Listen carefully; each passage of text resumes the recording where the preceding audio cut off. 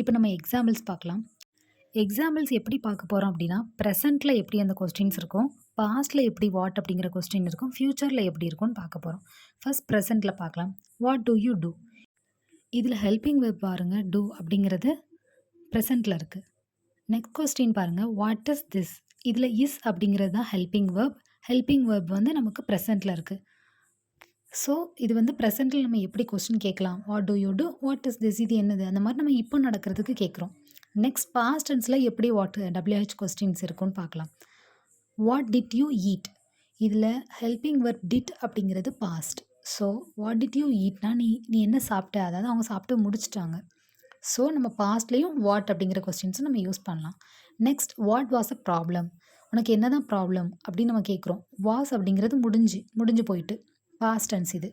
So இது வந்து பாஸ்ட்டில் கேட்குற கொஸ்டின். நெக்ஸ்ட் வாட் அப்படிங்கிறது ஃப்யூச்சரில் எப்படி இருக்குன்னு பார்க்கலாம். What will you do tomorrow?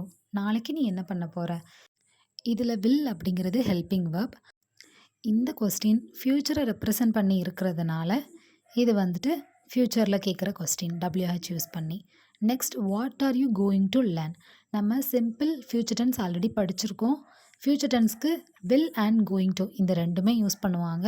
So இங்கே what are you going to learn அப்படின்னா நீங்கள் என்ன லேர்ன் பண்ண போகிறீங்க, பட் என்ன லேர்ன் பண்ணலாம் அப்படின்ட்டு, அதாவது நீங்கள் என்ன லேர்ன் பண்ண போகிறீங்க அந்த மாதிரி கேட்குறாங்க.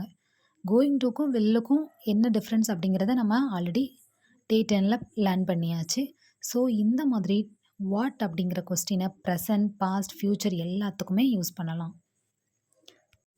ஸோ இப்போ நம்ம வாட் அப்படிங்கிற கொஸ்டின் லேர்ன் பண்ணியாச்சு.